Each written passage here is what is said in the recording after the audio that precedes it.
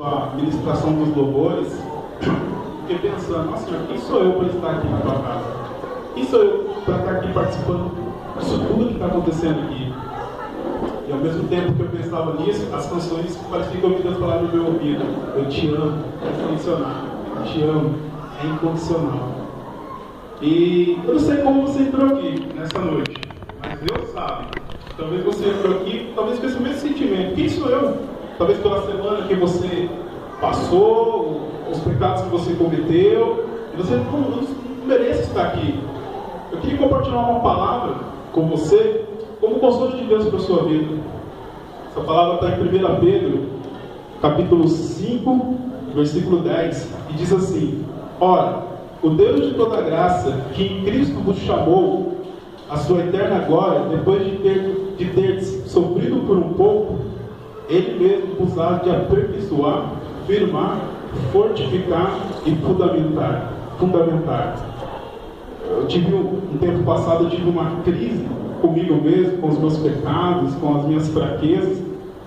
E mesmo sabendo que não é mérito meu, é pelo sacrifício de Cristo que eu vou para a eternidade, é por aquilo que Cristo fez, eu cheguei a pensar que eu não vou para o céu, porque eu tenho pecado, estou pecando.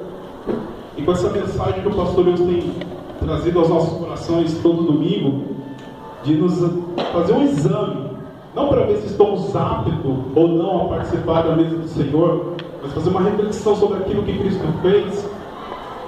Isso muda. E Deus, quando Deus trouxe essa palavra no meu coração, Deus falou: eu faço. Eu vou te fortalecer, te firmar, te fortificar e te fundamentar. Isso eu faço. E nesta noite, talvez vai ser um marco na sua vida, pode ser que aconteça um marco na sua vida, de mudança na sua vida, onde você vai ser confrontado com coisas que você tem que abrir mão e deixar para viver o chamado que Deus tem para a sua vida. Porque Deus não abre mão de você, Deus não vai abrir mão de você. Você está aqui, pode ser que você pecou, está fraco, como foi falado, mas Deus não abre mão de você, independente da condição que você esteja, que você entrou aqui nessa noite. Porque o amor dele pela sua vida é incondicional. Deus não muda e Ele não desiste de você. Então fica atento. Pode ser que hoje Deus falar: você vem. E Ele vai chamar você do jeito que você está. Mas Ele te ama tanto, Ele não vai deixar você como você está. Ele vai mudar, Ele vai transformar a sua vida. Amém? Amém? Amém. Glória a Deus. Bom, neste mês estamos meditando sobre a série Este é o meu jeito de contar a história dele. E estamos baseando essa série nos evangelhos. E cada evangelista tem um jeito de contar, o seu jeito de contar a história que teve com Jesus, a história do próprio Jesus, relatando sobre a vida e ensino de Jesus. Mateus, por exemplo, ele traz Jesus como Messias, dentro do período, de um momento em que o Império Romano estava dominando sobre os judeus vivendo sobre a servidão do Império Romano, e então Mateus vai trazer Jesus como o Messias, aquele que o povo estava esperando, que viria redimir, e a mentalidade que o povo tinha era que eles seriam libertos daquele Império Romano, daquela situação política. Mas não era essa a proposta, aquilo que a mensagem que estava por trás da mensagem de Mateus. Era muito além disso, muito além desse governo, dessa política secular, mundana. E o povo não entendia muito isso naquele momento. E depois foi entendendo. Temos Marcos apresenta Jesus como servo. Né? A gente vai ver Jesus, quando você lê Marcos, Jesus vindo para lá, Jesus vindo para cá, Jesus não para em momento nenhum. Inclusive tem até um versículo, que eu não lembro o capítulo de Marcos, que fala que eles não tinham tempo nem para comer. Quando eles paravam, a multidão já estava ali. Jesus, estava querendo alguma coisa de Jesus. Lucas, como Jesus humanista, ele apresenta o Evangelho de uma maneira, o Evangelho é universal, tanto para homens como para mulheres dentro de uma cultura onde era desprezada. O Evangelho chama essas mulheres também para receber a graça de Jesus, de Deus. E João apresentando Jesus como destacando essa questão do atributo de Deus divino, o lado divino de Jesus, apresentando Jesus como Deus. Né? Eu digo, quando a gente oriento as pessoas a ler a Bíblia, né? Começa pelos Evangelhos, começa a ler por João, né? E nessa noite eu gostaria que você, juntamente comigo, abrisse a sua Bíblia em Marcos.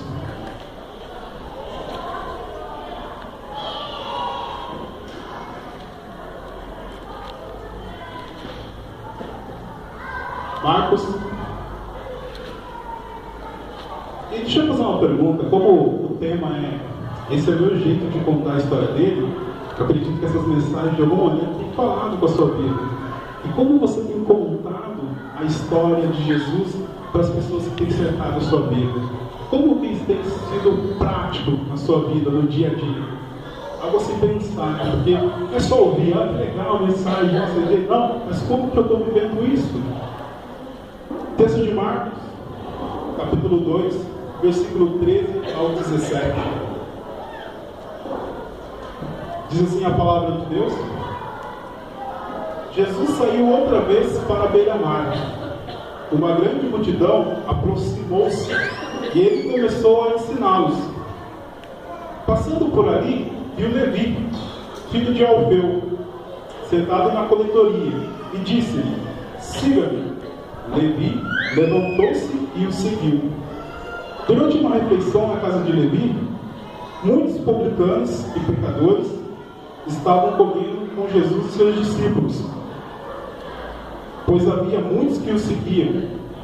Quando os mestres da lei, que eram fariseus, o viram comendo com pecadores e publicanos, perguntaram aos discípulos de Jesus: por que ele come com publicanos e pecadores? Ouvindo isso, Jesus lhe disse: não são os que têm saúde que precisam de médico, mas sim os doentes. Eu não vim chamar justos, mas pecadores. Para você entender um pouquinho o contexto anterior aqui, Jesus está numa casa. Essa casa está como sempre, né? Jesus acompanhado com a multidão. E o que é mais legal de Jesus não é um sensacionalista que aproveita essa questão da popularidade dele, essa questão da multidão seguindo ele, aí faz uma foto de perfil assim, fala: vamos abrir uma igreja agora, porque a multidão está vindo. Não! Jesus ele vai caminhando no meio do povo, no meio da multidão, desenvolvendo o seu ministério. E Jesus está numa casa onde está uma multidão que não tinha como entrar e nem sair dessa casa. De repente, vem os amigos com um cara na maca, levando o seu amigo, e não tinha como chegar para entrar naquela casa, então eles abrem um buraco no teto e desce aquele amigo até Jesus. E aí a gente chega nessa passagem que fala que Jesus saindo dessa casa, Jesus outra vez vai para a beira-mar. É interessante quando a gente para pensar que Jesus se retira e vai para a beira-mar. Diversos outros textos falam de Jesus passando perto do mar. Por exemplo, quando Jesus chamou André e Tiago, João e os primeiros nomes que Jesus falou: eu falei de vocês pescadores de homens. Jesus passou, eles estavam lá, beira-mar, não suas redes. Jesus chamou aqueles homens. E tantos textos que falam que Jesus passa beira-mar. Parece que Jesus gostava de um mar, né? Já pensou? Jesus estava lá curtindo uma onda, não é isso? Mas Jesus, a questão não é o mar, a questão não é o lugar em si. A questão, quando Marcos fala, Jesus está constantemente em movimento. Jesus sai de um lugar, vai para o outro, passa por ali, vai por ali, tem contato com as pessoas. Engraçado. E aí fala que Jesus Jesus saiu outra vez para a beira-mar. E fala que uma grande multidão se aproximou-se. O ministério de Jesus, sempre a multidão seguindo Jesus. Inclusive, em dado momento, quando Jesus falou: a minha comida e a minha bebida é fazer a vontade de Deus, e falou que coisas que o povo falou: não, isso não é para mim. A multidão começou a deixar Jesus. E esse lance de multidão é engraçado, porque tem um acontecimento na Bíblia. Eu estou tremendo aqui, por isso está caindo aqui. Tem um acontecimento na Bíblia que fala que Jesus, quando ele estava indo para a casa de Jairo, curar a filha de Jairo, Jesus estava no meio da multidão, veio uma mulher e tocou nas vestes dele. E aí Jesus falou: opa, alguém me tocou. Aí Pedrão, daquele jeito, né, imagina, quem tocou? Que arrancou a espada? Não foi isso. Aí Felipe e aquele Tomé, que era meio incrédulo, deve ter olhado: Jesus, o senhor está de brincadeira, hoje o senhor acordou engraçado, hein? De estar andando no meio da multidão, o Senhor fala que a multidão te tocou, todo mundo está espremendo a gente. Acho que a multidão te tocou. Mas Jesus sempre no meio da multidão, e ele começou a ensiná-los. Eu fiquei pensando, quando eu falo de Jesus, ele saiu à beira-mar e a multidão começou a seguir, e aquela multidão tinha um motivo por que estava atrás de Jesus. Aquela multidão sabia que Jesus poderia realizar algo na sua vida, curar da vista, como o Lucas nos trouxe semana passada. Jesus podia curar os filhos, as filhas, expulsar os demônios. Aquela multidão seguia Jesus com uma segunda intenção, não uma intenção legítima, verdadeira, mas tinha uma segunda intenção. É engraçado que Jesus poderia, aquela multidão vindo até Jesus poderia falar: o que você precisa? Ah, filha, você é curado? Está curado. Precisa do quê? Você vê? Segue vista? Tá, vai ver. Está faltando comida em sua casa? Mas Jesus não faz isso. O texto fala que Jesus passou a ensiná-los. A multidão está seguindo Jesus passou a ensiná-los.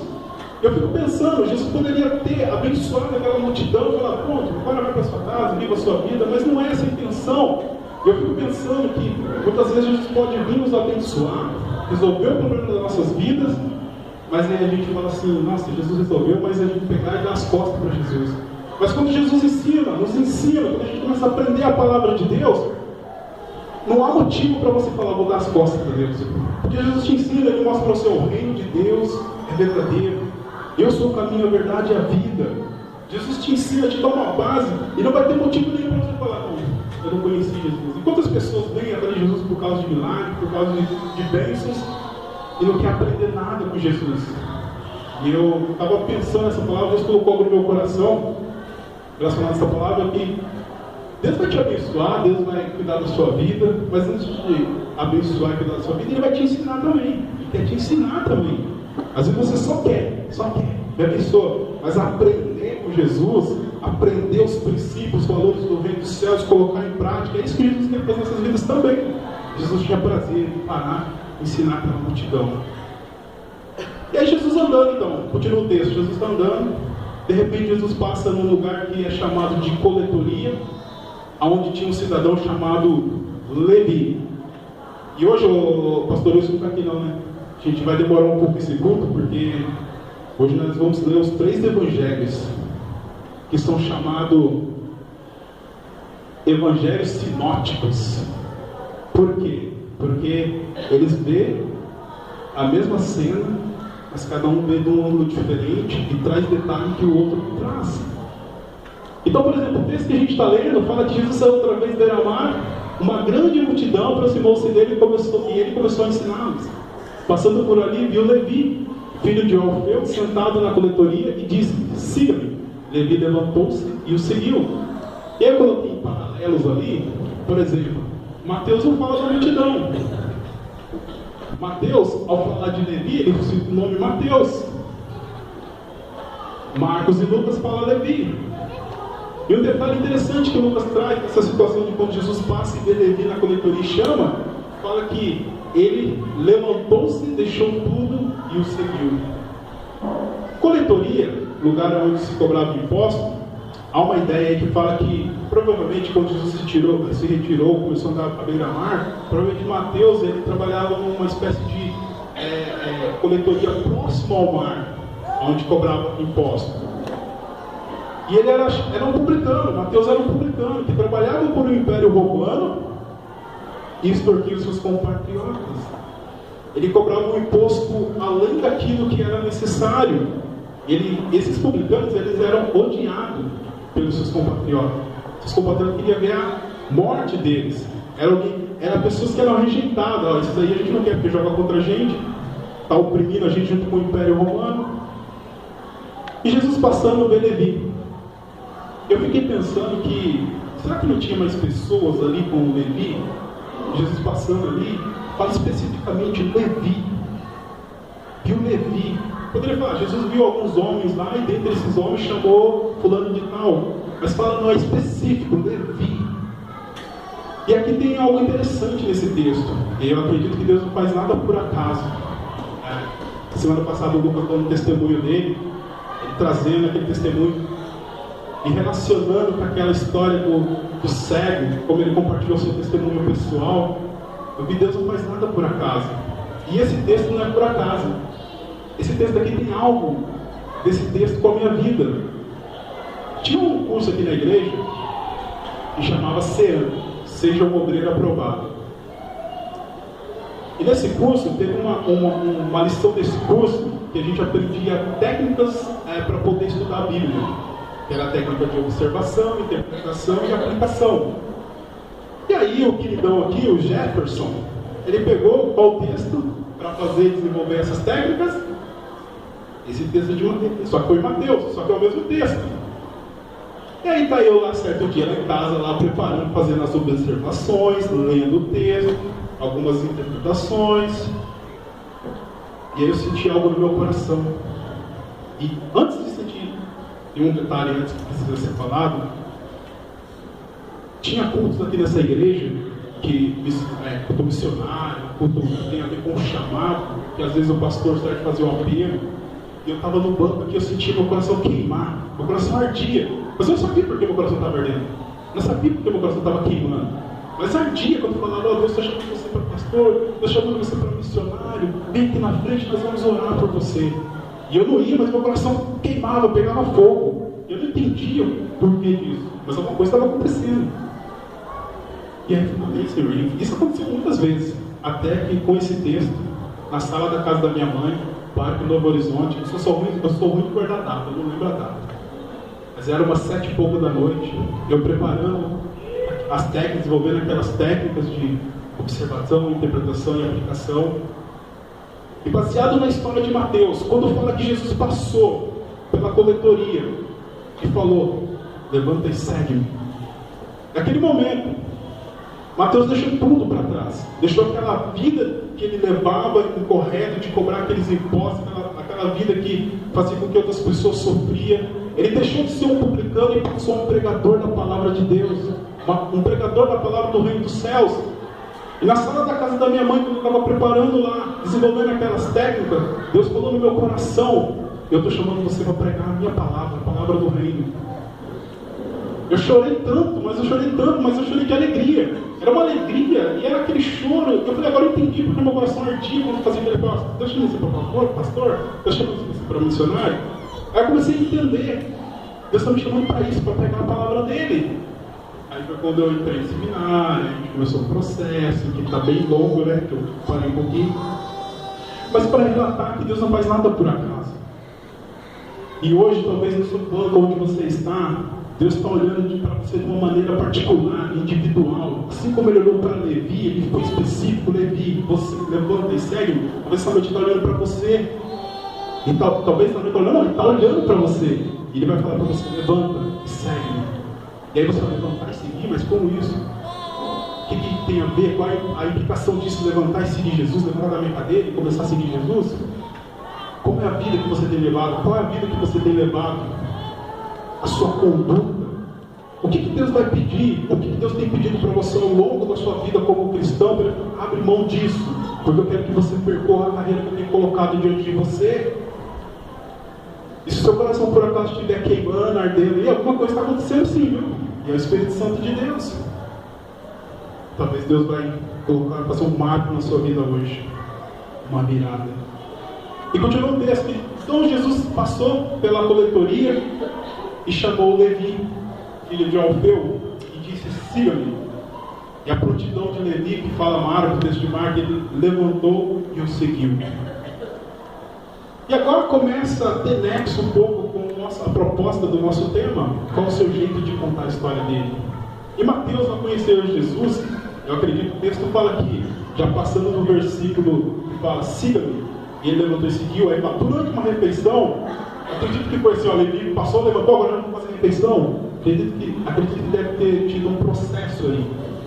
E Mateus, o Levi, começou a andar com Jesus, aprender com Jesus.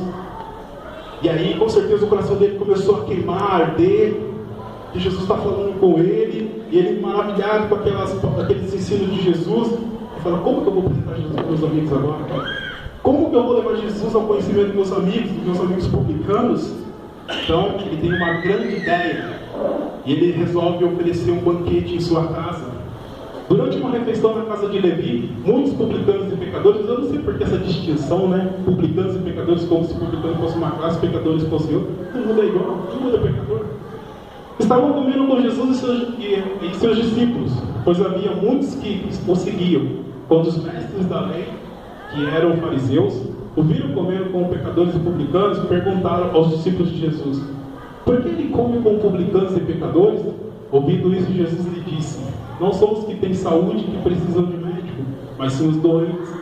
Eu não vim para chamar justos, mas pecadores. Então Marcos fala que durante uma refeição na casa de Levi, se reuniu muitos publicanos e pecadores. E aí Mateus traz, estando Jesus em casa, ele não fala qual casa. Legal a gente fazer essa análise, porque enriquece a história. A gente começa a ter, nossa, como a história é rica, a história de Jesus. Não cita a casa, mas fala que estava com os publicanos e pecadores. Mas Mateus ele cita algo interessante, ele cita Oséias 6. Por quê? Qual que é o público que Mateus está se dirigindo? São os judeus, os mestres da lei. E é engraçado que tem uma ligação entre o texto que o pastor Wilson trouxe, o texto que o Lucas trouxe, e o texto que eu estou trazendo hoje. Tem em comum que os mestres da lei, os escribas, os homens entendidos, sempre tentando pegar Jesus. Quando o pastor Wilson abriu a série, falando da mulher pecadora, foi pega em adultério, os caras foram até Jesus lá, falando: ei, a lei diz que tem que ser apedrejada, foi pega em flagrante.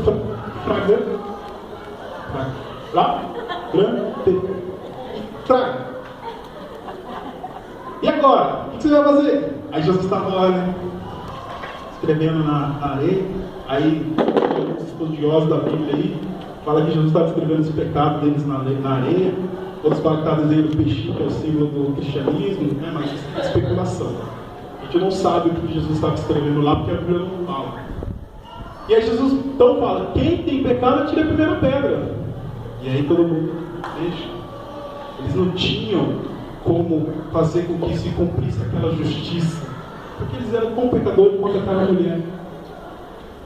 Então Mateus ele traz o texto de Oséias, porque ele está se dirigindo aos judeus. E Lucas. Então Levi ofereceu um grande banquete. Aí esse tom de vermelho são os destaques que o outro evangelho não traz. E ele no final ele fala: eu não vim chamar justo, mas pecadores ao arrependimento. Engraçado, quando a gente para pensar nessa questão dos homens da lei.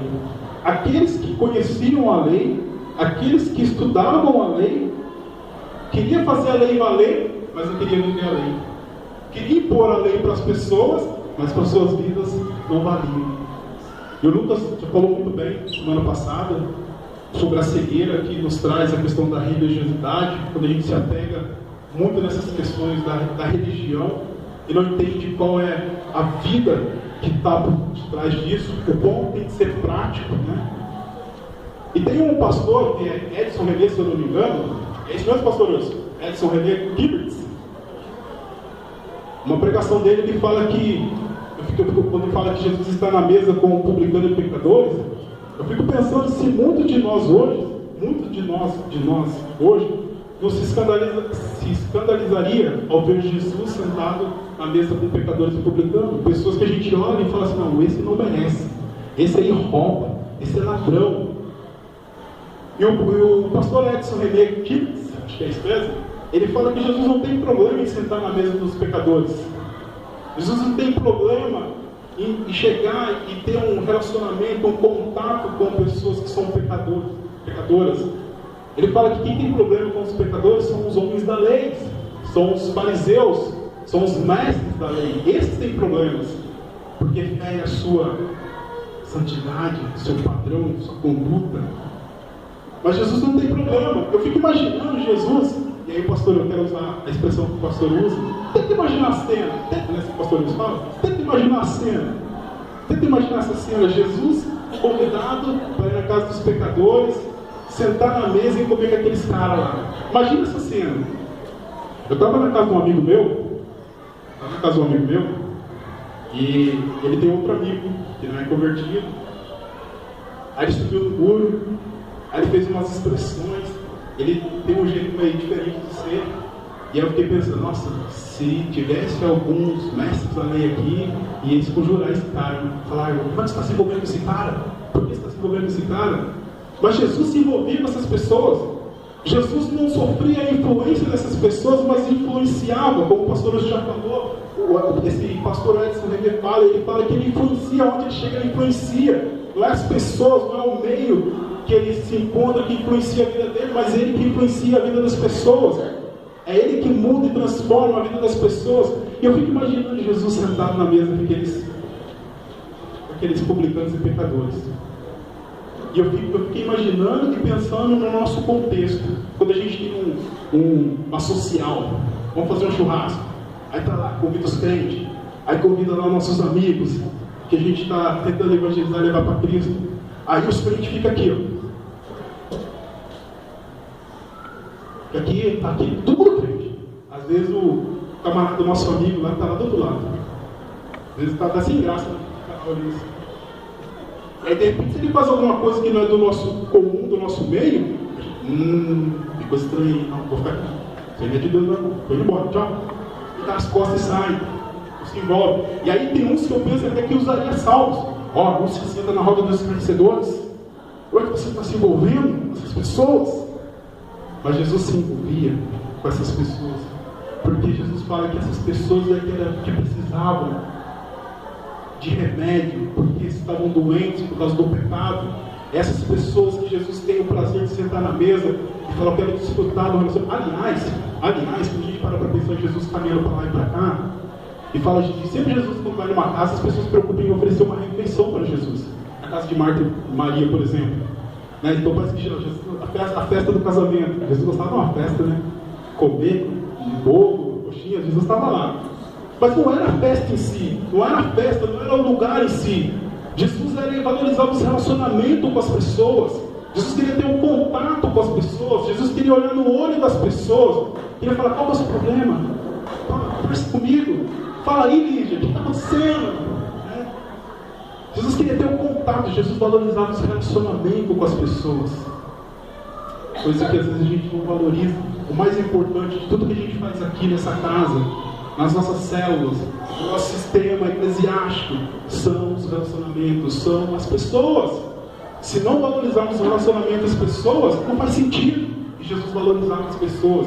Então não é na festa inicial, vou lá na casa de Mateus porque vai ter uma social, vai ter uma comida lá, uma refeição, um banquete. Vou lá, vou comer, vamos saciar. Não!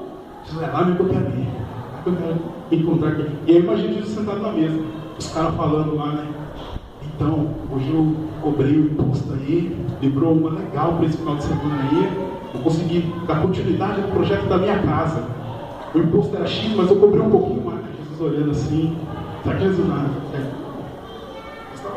Mas também não é questão que Jesus estava lá e está pecando, estava dando errado. Não era isso. Não era isso. Mas Jesus sabia que poderia influenciar aquelas vidas, trazer algo novo, um amor, fazer com que as pessoas olhassem a vida de uma maneira diferente. Então Jesus tinha prazer em se relacionar com essas pessoas. Pessoas que os fariseus, os escribas, nem queriam. Quando você lê os evangelhos, por exemplo, Jesus ele fala que Jesus ia na sinagoga, pregava, ele ficava lá, ele ficava na sinagoga. O que o evangelho fala? O que os evangelhos falam que Jesus fazia? Jesus ia lá, pregava na sinagoga, porque todo mundo precisa ouvir do evangelho. Os santos, os puros, que se consideram já os santarrões, e os pecadores que falam, Senhor, eu reconheço que eu sou pecador. E tem até vergonha de chegar. Por exemplo, essa mesa aqui, quando a gente para pensar na vida que a gente leva, que às vezes a gente não valoriza o sacrifício de Cristo, e ele fala, não mereço. E você fica constrangido, porque ao mesmo tempo que você pensa que não merece, Jesus fala, mas vem, eu estou convidando. Foi eu que paguei o preço. Vem, Cristo na sua vida, da sua vida. E aí você vai todo constrangido participar. Então, os fariseus, os escribas da lei, os homens da lei, esses que tinham problema em se envolver com os pecadores e publicanos. Tem uma frase que eu marquei na minha cabeça, Eu pego frase e eu guardo, né? Do livro Crescimento Explosivo da Igreja de Célula, do missionário conferencista Joel Kominski. Ele diz lá assim, ó: desça da sua torre de marfim e entre em contato com as pessoas do mundo real.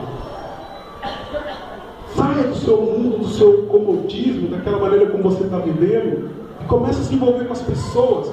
Eu lembro, estudando essa mensagem, esse texto, eu comecei a lembrar lá, quando começou a primeira célula de jovens, onde tinha a Patrícia, Jamaica. E eu lembro que a Patrícia morava no Santo Inês, mas parecia que a casa dela era lá no Novo Horizonte, porque ela saía de lá. Jamaica morava no Paraíso do Sol, mas ele não saía do Novo Horizonte. Para não falar da Ivone, que morava no Paraíso do Sol e saía da minha casa, não, brincando, a Ivone morava no 10. Mas essas pessoas estavam sempre em contato. Hoje eu estou aqui porque essas pessoas um dia falaram assim: eu moro no Santo Inês, eu trabalho aqui minha vida, mas eu vou cumprir o chamado que Deus me deu. E foram lá no Novo Horizonte, gastaram tempo, investiram tempo, convidaram o pessoal para sair, e sempre reunido. A Patrícia, eu lembro que ela passava na casa das pessoas quando ia ter algum evento, alguma coisa que ia acontecer, ela passava na casa de cada um. Ó, hoje à noite nós vamos em um lugar tal. Aí passava, hoje à noite nós vamos em um lugar tal. E todo mundo ia, estava todo mundo junto. Essas pessoas se dispuseram a se envolver com outras pessoas.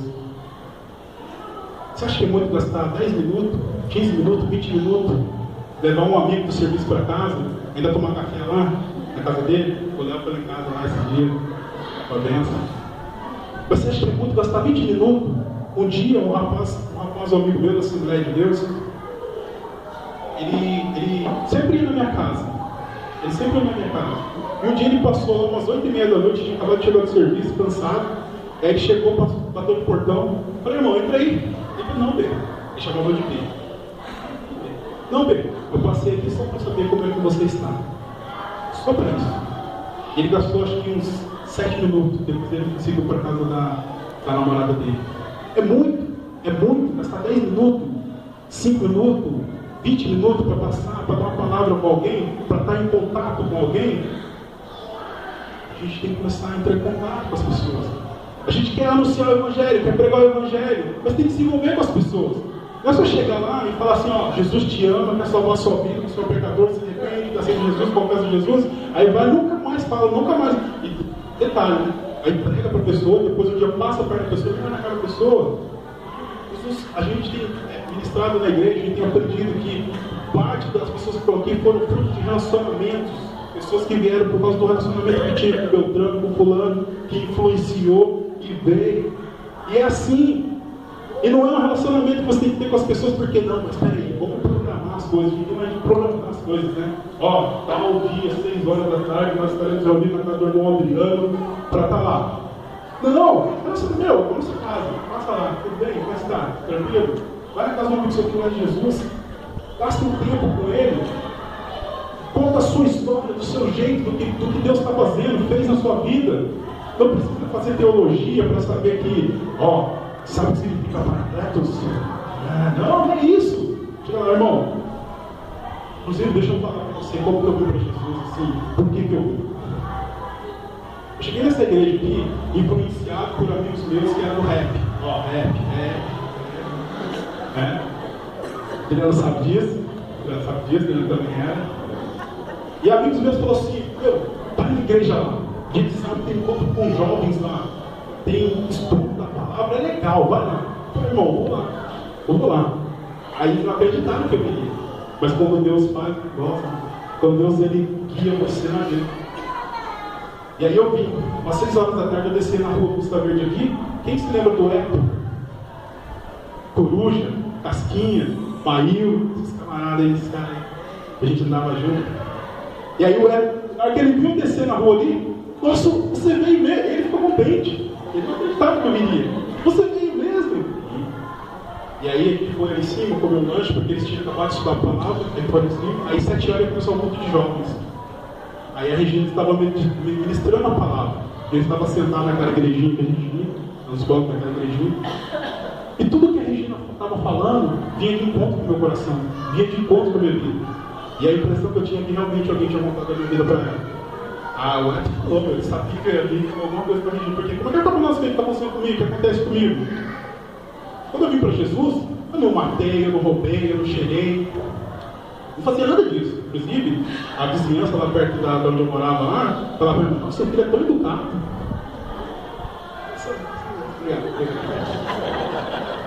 Seu filho é tão educado, Anitta, nossa. Falava para minha mãe, eu ensinei. Mas quando eu cheguei na igreja aqui, sabe o que eu sentia? Se a gente fosse falar assim, nossa, parece que eu botei impacto aqueles testemunhos, eu fui ladrão, eu matava, eu roubava. Mas eu vou falar da minha história, aquilo que Jesus fez comigo, né? O meu jeito de contar a história dele, com a experiência que eu vivi com ele. Quando eu cheguei na igreja aqui, o que eu sentia quando eu vivia lá? Eu saía com a galera, eu gostava de curtir, danceteria. Eu não, como eu falei, não usava droga, não cheirava, fazia nada. Dava para os caras fazer tudo isso, mas não fazia. Pegava ônibus, os caras pulavam catraca, sentava no fundo, eu sentava na frente. Eu sentava no fundo, mas não é porque eu falei, não quero que aconteça nada comigo, né? Gosto de curtir, para danceteria, dançar, etc e tal. E saía com a galera. Mas quando eu chegava na minha casa, eu me sentia sozinho. Eu me sentia sozinho. Parece tão bom, né? Parece que eu sozinho, assim, sozinho. Seu pai, sua mãe, seu irmão lá, pô, pai. Todo mundo lá. Não, mas eu me sentia sozinho. E esse sozinho que eu sentia, na verdade, era um vazio da falta de Jesus Cristo. Que com o tempo eu comecei a entender que eu precisava de Jesus na minha vida.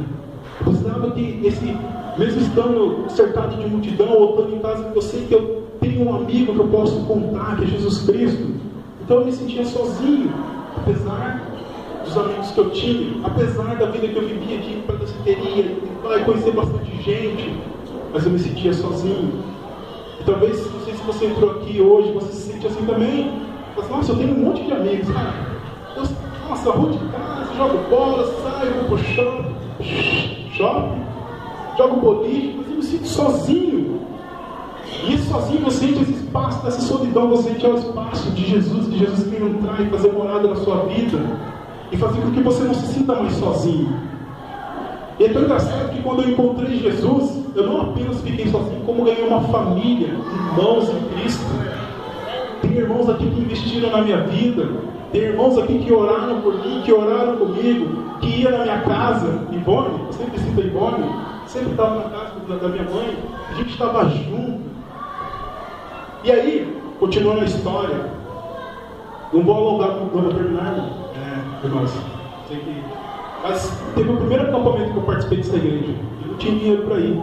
Como todas as pessoas que chegam na igreja, sempre encontram dificuldade para participar das coisas que acontecem na igreja.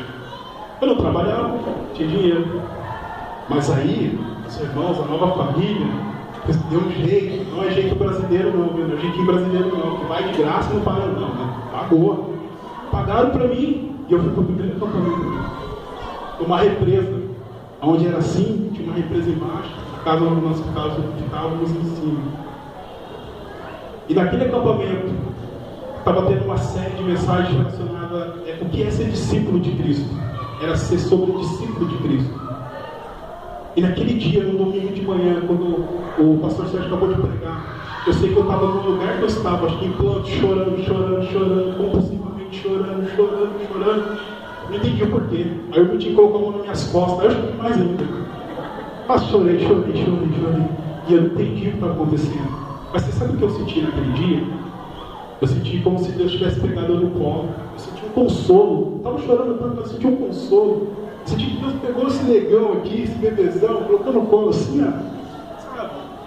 Tão manso, tão humilde, tão doce. E aí eu comecei a frequentar a igreja, comecei a participar das coisas.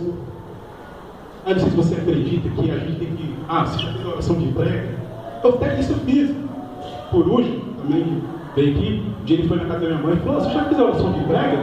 Até você está na rua conversando com ele. Não falei não, eu senti Jesus, sei lá, com Deus no meu coração, comecei a chorar, senti Deus pegando no meu, consolando. Você não quer fazer oração? Faça, bom. Então pega essa mão para o céu. Fala, Senhor, reconheço que eu sou um pecador. Escreve meu nome no livro da vida. Oração simplista, mas era verdadeira. Esse é o meu jeito de contar a história dele. Esse é o jeito de falar como Jesus entrou na minha vida. E qual tem sido o seu jeito de contar a história dele? do que Deus fez na sua vida, da onde Deus te tirou, das dores e tristezas que Ele tirou do seu coração, da sua vida, do que Ele mudou. Como você tem voltado, como você tem vivido isso, ou esqueceu? Deus, ao ouvir Jesus lhe chamar, deixou tudo e seguiu. Hoje, a mesma experiência que eu tive ali, nessa igreja, de um dia, sentir Deus falar e queimar meu coração, eu não sei para que Deus está te chamando. Eu não sei se você entrou aqui, a sua vida já está na mão de Jesus, se você entregou sua vida para Jesus. Mas eu sei que Ele está te chamando. Talvez você vai falar, Jesus, entra no meu coração, faz parte da minha vida. Tira esse vazio, essa solidão que eu estou sentindo, não quero mais sentir isso. Ou talvez Ele está chamando, ó, quero fazer você pescador de homens.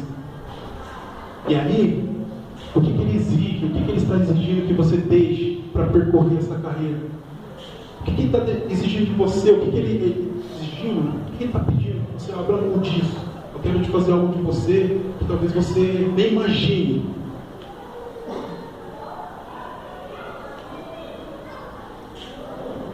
Mateus oferece um grande banquete em sua casa e convida seus amigos publicanos, Jesus e seus discípulos. Nesta semana, para ser algo prático, o que você vai fazer para contar a sua história, do seu jeito, daquilo que Jesus fez na sua vida para os seus amigos? O que você vai fazer? Mateus deu um banquete na casa dele e convidou Jesus e falou a Jesus: vou convidar, o senhor se encarrega de fazer, de falar com as pessoas, de conversar com as pessoas, de trabalhar com as outras pessoas. Mateus estava com isso no coração. Mas o que você vai fazer nessa semana para apresentar Jesus para as pessoas que precisam de Jesus? Pensa nisso, para tornar a palavra mais prática e menos. Olha, dá essa mensagem desse mês, viu, pastor Wilson? Legal, é demais. Qual que é o tema nosso desse ano? Esse ano? Acredito. Pastor Wilson, me dá um banner, pastor Wilson.